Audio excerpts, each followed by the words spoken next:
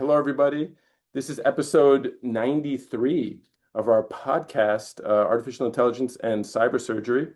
My name's Andrew Gums, and this is the official podcast of our journal, Artificial Intelligence and Surgery.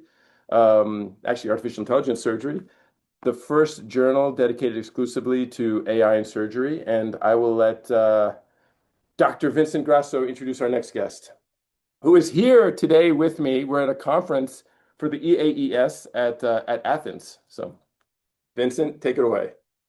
It's a great pleasure to meet you, Suzanne. And we have Suzanne Gisbertz today on our podcast. She's a surgeon based in Holland, true? I think that's where you're working out of. And I think it's one of the first podcasts where you have actually our guest sitting with you. So Yeah. fun. We're improving. We're improving. It's very hard to get Suzanne, a time slot. So the only time I could get her was during our conference, so she can't escape us anymore. Well, I'm jealous. You guys are having fun in Athens, but enjoy the Acropolis. And welcome to our podcast, Suzanne. Can you introduce yourself to our audience? A little bit about your background, your schooling, and what you're doing in AI, perhaps. Welcome to the podcast. Thanks. Thank you. Thank you for inviting me first. Thank you. And finally, we managed to set a date. Yeah. I'm Suzanne Gisbertz. I'm an upper GI cancer surgeon based in Amsterdam at the Amsterdam UMC, the academic hospital in Amsterdam. And I've been working there since 2013, doing only esophagectomies and gastrectomies for cancer. And I'm also an active researcher, a lot of clinical research, but also since a couple of years involved in AI research. And this started actually, we are doing a large international trial study, an observational study, where we want to control, or not control, but assess the surgical quality in an observational study. So, but this study has like 6,000 patients included at the moment. And from where? From all over the world. Okay. And what data points are you looking at? This is so weird looking like this, but I'll figure it out eventually. Sorry, everybody. But yeah. So the primary endpoint is the distribution of lymph node metastasis in esophageal cancer and junctional cancer. But it's video? Yes. We started with just pathology. Yeah. So we sent it to the pathology and looked which lymph node stations are tumor positive to find out about the distribution pattern. But of course, we don't know what's left behind. Yeah. And the pathology is merely like a proxy for what you're doing as a surgeon. And we actually need an intraoperative metric. And that's when we started with the surgical quality assessment. So all these centers around the world, what are they sending you? Are they sending you pathology slides, path reports, or video, or all of that, or what? Yeah, so they collect the data there themselves with regard to the pathology. So if they fill that in an online CRF, but they now also started to send in videos. CRF standing for? Case record form. Yeah, so that's like the clinical database. And but now during this study, we thought, but we also need to know what's left behind, and because it's an observational study, and we did not prescribe what surgeons have to do, and there's a lot of variation. That's also why we started the trial in the first place, because some countries take completely different lymph nodes. Lymph nodes we standard, and others do not, and there's huge variation even within a small country like the Netherlands. So are they sending you entire videos? Yeah, no, they send us. It's not about the surgical technique. So it's not about the bleeding and those kind of things. Yeah. It's about the end results. So the oncological results. Yes, we made a manual with the anatomical boundaries they have to shoot. Yeah. So at the end of the lymphadenectomy, both in the abdominal phase and in the chest, they will make a short video of like a minute of the lymphadenectomy after the lymphadenectomy in the abdomen and in the mediastinum, and if there's a neck dissection performed. Nice. Of the. And you have 6,000? No, not yet. Because we have 6,000 patients included. Yeah. But from the videos we have, I think, almost 1,000 videos now. Wow. So this is so interesting because. Remind me, are you working at the same place where Mark Besselink works? Yes, he's my colleague. Okay, great. Across the hall is his room. We are sitting opposite to him. Oh, great. He's great. So yes. So he may or may not remember, but he's part of Ergos, which stands for, it's a framework artificial intelligence, radiomics, genomics, oncopathomics, and surgeomics. And we have an IRB now out of the University of Ghent with Nikki Rashidian's group, which you may or may not know because you're not an HPB surgeon, and it's called IMPACT, which stands for something, but it's for pancreatic cancer is our first model. So what we're collecting right now is CT scans, preoperative CT scans. We're figuring out how to record the pathology slides electronically, and then a clinical database, blood loss, length of stay, and things like that. And ultimately, what we want to do, if we can prove that we can create some kind of a useful algorithm, like an AI-powered tumor board, that can help us determine, treatment modalities, or at least tell who's going to have who has good biology, who has bad biology, or what have you. Then in the future, we're going to do something similar to what you're doing, and we're still figuring out how we're going to do it. We would like to create surgeomics, analyze the video data. Ultimately, one day, which sounds like what you're trying to do, is tell the surgeon, like, look, this patient, maybe don't do the resection, or this patient, do the resection, but be more aggressive with the lymph node dissection, or what have you. And it's very hard to figure out because the amount of data is massive. So that's why I love what you're doing, which is just a 1-minute video, because that's a realistic amount of data to analyze. Yes, exactly. Yeah. So because we have also the human assessors. Yeah. And that takes time. Exactly. Yeah, a lot of time. Yeah. So it's not clear how the path forward, No. And what's also difficult is that there's even in between humans, there's a lot of disagreement about what's a complete lymphadenectomy. Some stations Absolutely, are easy, absolutely. like the subcarinal. You have the carina. If you see the pericardium below, you don't see any fatty tissue. It's complete. Yeah. But especially in the paratracheal lymph node stations, you always still see a little bit of fat there. So where does it end? And how do you tell, like, who did a good dissection and who didn't? It's very hard. Well, you're going to have the path report. But is that fair? It's not even fair. The lymph nodes are so random too. So we had a lot of workshops with experts to discuss this, and okay, what are the boundaries, and do we agree on the boundaries, and what does it look like in the video? And we did a few pilot studies to see, but there was in the beginning a lot of variation in the. So if we as humans already do not agree, how can you train your computer? Very poorly. So who knows? Maybe the computer can figure it out better than we can. And also what you were doing for the pancreatic cancer, we also have a similar project in esophageal cancer. So we have the pre-treatment scans, and we're trying to see if we can, with a deep learning model, identify patients who have either a complete response, and who will probably not need surgery, and patients who have who will not respond and maybe also don't need this treatment or different treatment. So how did you get, one of our biggest roadblocks was getting all the hospitals to agree. Right now, we're using a company, a cloud-based system, a startup that's helping us save the data. So we have like a federated system where everyone owns their own data. Like, how did you get around that? One of the solutions we did was we went to countries that are not very strict with their patient data. I don't know if I should be saying this online or not, but too late. But honestly, there's benefits to that, because then we can actually have data that can actually maybe help patients. But so if I may, how did you get around this? Like an IRB resolved everything, or there's a lot of jealous people who control hospitals, and they're right to be, because we don't really know how to save this data. And so for the clinical data, they all have IRB approval. All centers. How many centers? I think around 50. Yeah. Wow.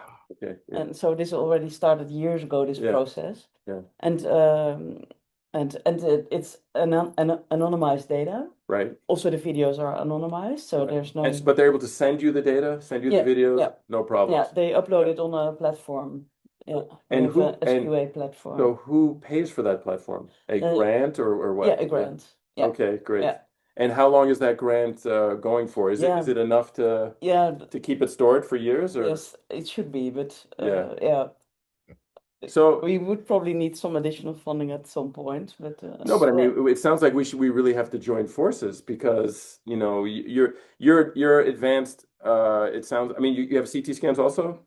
Yes, but not from all these patients in the Right, Tiger but study, some. because Yeah, that is a different study with the right, response prediction. right, There we use the data from four Dutch centers, four Dutch high volume centers. right, So right, we don't right. have the CT scans from all the Tiger participants. No, no. A tiger, I've heard of this. Yeah, that's the study, the Tiger study. That Yeah, yeah, it's yeah, all making yeah, sense now. Okay. yeah.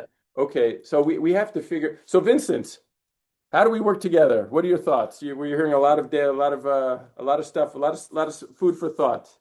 Yeah, that's exciting. I mean, it's as you said, Andrew. This is a true multi-omic project, right? Computer vision, CAT scan data.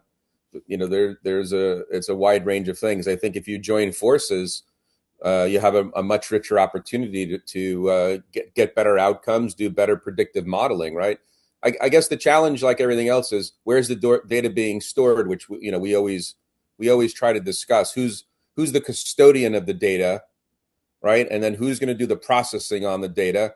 And if you run out of money, then what happens? The project kind of stalls. So funding is crucial for this, especially the computer vision part, which is expensive to do all the computation on many thousands of files. But this is an exciting project. This always, I always notice this wonderful thing, the difference between America and Europe. What I love about Europe is you can get funding for projects, let me just make it simple, that have no chance of ever making money, of being a product, if you will.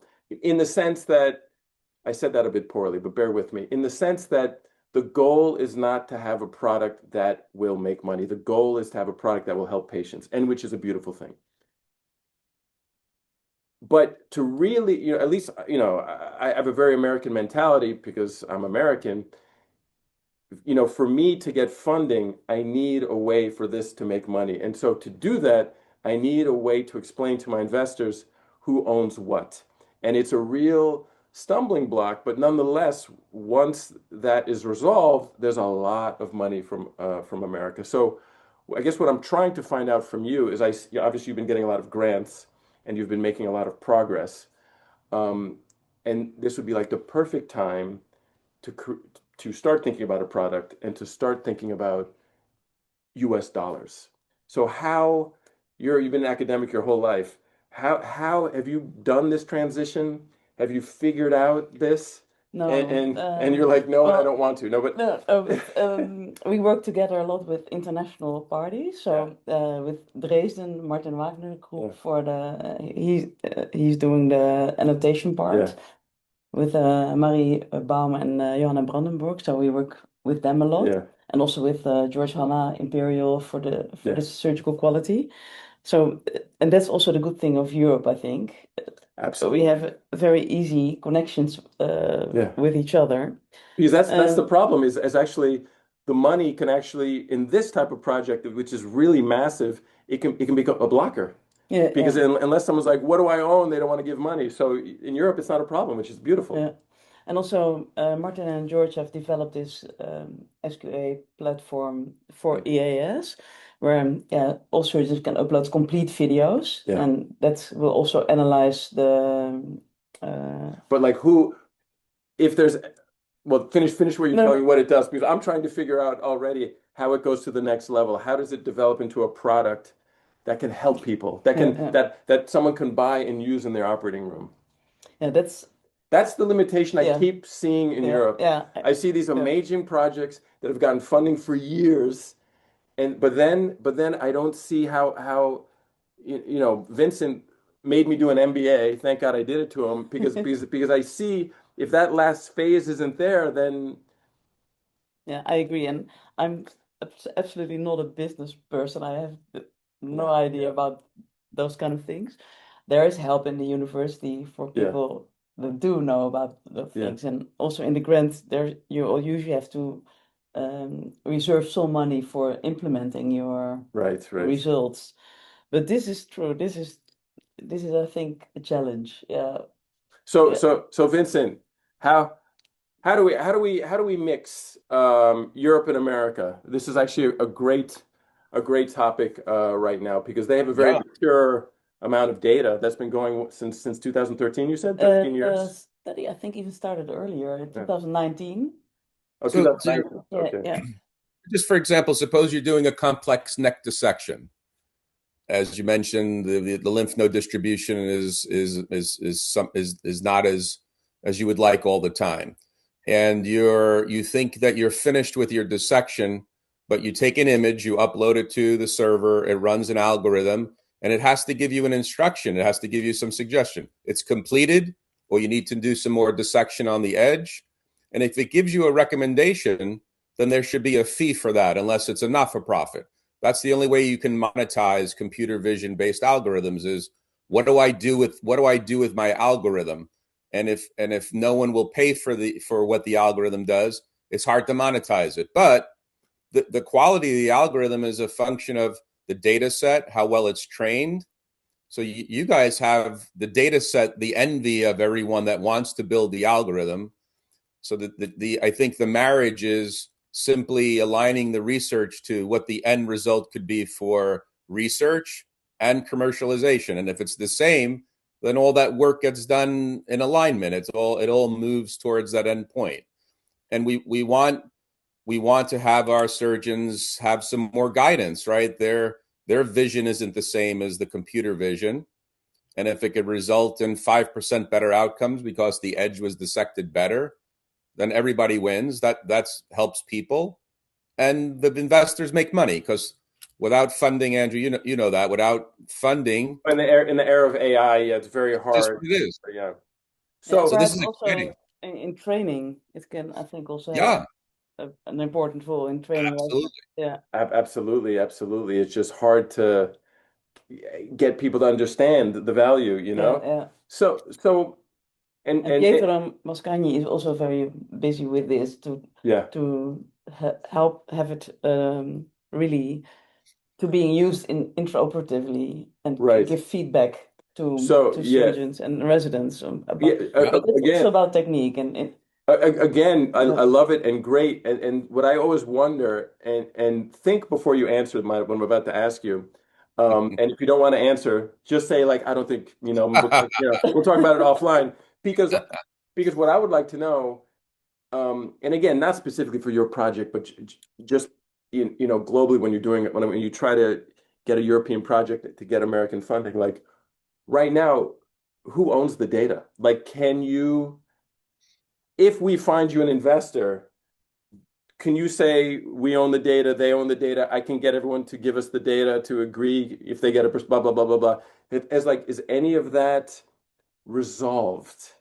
And maybe we'll talk about that offline. So I'll just leave it there because that's a complex question, and I don't expect you to know that answer. Yeah. So Very complex. I won't even let you answer that, but that's what I would love to. Yeah, but I would love to think know. it's an important question indeed. Yeah, perhaps Pietro might know the answer. Yeah. Perhaps. Did you interview him already? I'm not sure if we have actually, but maybe we'll try to get him on and Tackle him ask him. here and But I'm not sure he'll be smart enough not to want to record his response also, or Martin Wagner. Yeah. Maybe also a good We'll one. see. Yeah. See. But these are, this is exactly the bottleneck that we're facing, and even with Ergos, we haven't even figured out, who's going to ultimately own the data. We had an idea to use the blockchain so that basically we could use like an app, a patient can go and they can say like, all right, I upload my CT scans, I upload this, I upload that, and that they could just kind of choose like, okay, I want to be part of this study. I understand that I will get whatever the fraction is for my data, and they can choose. And it's a beautiful idea, right? People can just upload their data and then they can just automatically get paid and what have you. But to create that platform is not cheap. No. So it's hard to get an investor who will pay for something. Yeah. But And where will the server be? Exactly. With the global problems, it's also Yeah. No, it's complex. It is a crazy time. Yeah. So speaking of crazy times, what do you tell your young surgeons to do in the age of AI? Do you recommend they get a master's? Do you recommend they get a PhD? And I'm also going to throw in another thing. I always like to use the comparison of radiation oncology, that they have a dedicated physicist on staff. Do you think surgery departments now should have like an AI data scientist or like an AI person in every department? Or what do you guys do at Amsterdam? We don't have that, and I Yeah, think because it's so new, there's not a lot of regulations around it, and I yeah, think every faculty, every department has probably their own rules at the moment, yeah, yeah, and I think these will need to be established. yeah. But do you But recommend people do masters or PhDs? Do you have a PhD in yeah, AI or two PhDs that are in AI. are they surgery residents? Are they Yeah, computer yeah, scientists? they will How do- be there before their residency, so Yeah, they're MDs, yeah, and one is an MD and one did AI studies. yeah. So she's not a medical doctor. The other one is, Yeah, and that's exactly I think the perfect coupling. You yeah, have two PhD students, one from computer science and one from yes, medicine. yeah. And but how do we create that And person? also, if you would, I think it would be great if you could have someone in your department, and like you also have an epidemiologist who can help you with the I know, statistics. but But there's who will less and pay less for money. that? I Yeah, know it's yeah, there's less and less money. yeah, yeah. It's a real problem. And But I think it would be very useful to have at least one in the hospital that's maybe in America available they for have all that, right? departments. You keep what is it called? Chief Medical Information Officer. Yeah, Chief Medical Information Officer. But is that an MD? Is that a computer scientist? No, it's an MD that has some technical background, but they don't have much. They don't have a budget generally. They're really involved with the electronic medical record, Yeah. trying to get that going, not research purposes. And So it's then when I did before I went to medical school, I started archaeology. Actually, one of the reasons I studied archaeology was because of a trip to Athens when I was like Really? 16. Wow. Yeah, yeah. Um, and it's helped me because I learned how to write during that. So Yale Medical School accepted 30% of people at the time without a background, without a BS, a Bachelor in Science. Mm. And it's really helped me. And I've seen studies saying that in the era of AI, they want people with a strong background in ethics and in philosophy, being able to integrate things. But what about the future surgeon? Do we want computer scientists that then go to medical school? Like, should people get an undergraduate in computer science, engineering, or ethics, philosophy? Or, I don't know the answer. No. Or should it be integrated in the medical studies a little Wouldn't bit? that be ideal? Yeah, I yeah. know, I know, I know. But it will also make the study Even longer, longer. one of the things I love about being a surgeon now, though, is you can see all the moves. Like, I don't know about you, you must be younger than me. Um, Not sure. yeah, I'm pretty sure. Uh, we couldn't see anything. They were doing Whipples with their hands. We didn't know what the hell they were doing. We were holding a retractor. We're trying not to pass out, for 8, 9 hours. But now the residents get to see everything. So do they really need a 5-year surgery residency in the sense that one of those years maybe could be dedicated to computer science, could be dedicated to data collection? I think these things are possible, but Yeah. In the Netherlands, it's still quite common that surgical residents they do a PhD before they get into surgical training. So they have experience with yeah, doing research, and they have their 4 years or three oh, the years PhD, right. That's a to do a beautiful thing. PhD. Yeah, and Yeah. that's a beautiful thing. It's really, on one hand, it's for them sometimes a little stressful because they think they all have to do it to get into training, and it really helps. That's true, and not it's not probably for everyone, and it's also not necessary for everyone. But on the other hand, it's a great system. You have these young doctors, Absolutely, very absolutely. enthusiastic, and they get Yeah, yeah, yeah, yeah. experience in doing research. I mean, it's funny that you mentioned that because when I was a medical student and when I was a surgeon in America, getting a PhD is the joke was it's for surgeons who had bad hands, who didn't know how to operate. And honestly, I was kind of a sucker and I kind of bought into that mentality. But then when I moved to Europe, I actually went back and did a PhD because of all the reasons you just said. And it's such a stupid mentality, But anyway, but Vincent and I are at the University of Lublin, and we went back and we're doing our Great, yeah. PhD and did it, and it's I a mean, it beautiful helps thing. you understand literature better and methodologies, and Yeah. it's it's great. I think, You know, scientific writing. that's one of the things I love about Europe is there's a little bit less of an emphasis on just the bottom line. I'll phrase it that way. And there's more of a kind of a desire to help more of a public health mentality, if you will. But what I love about America, of course, is the ability to do amazing amounts of research, which requires, a lot of hard work and a lot of money. Yeah, I think we should learn from each other more and Yes. Yes. collaborate more. Now more than ever. Ironically, it's it's going like that. Yeah. And we need to go like that. But Yeah, Vincent doesn't like it when I digress towards politics. So Vincent, how are we doing here? I think, oh, good. We are. I was worried we weren't recording, but I think I'm gonna let Vincent speak. That's what I was hoping to see. Perfect. Vincent, I'll let you speak. I'll let Suzanne close us out, and then we'll let her go to the Acropolis. No, it's really, and thank you so much, Suzanne, for being on the show. This is an exciting time. You know what I was thinking is perhaps we can have an offline conversation about maybe taking one little connect the dots exercise, something that you're doing in your data set, something she's doing in her data set. See how to make an alignment, because then there may be an easier way to raise money if both of you were aligned, because the investor sees, wow, you both did all this work. I don't have to fund both of you to this point. So you took it halfway there. So that's an exciting thing for an investor to see. And maybe that'll help accelerate or get some interns funded or some students get some funding. Students or what have you. Yeah. Yeah, it's fantastic. What an exciting project. Definitely. So Suzanne, any last words before No, thank you very much for your time, and very nice to meet you both. Great. I already knew you, but yeah. And I'm looking forward to the Congress also. Some exciting days are coming up. Yes. Next week we're gonna have fun. Thank you so much.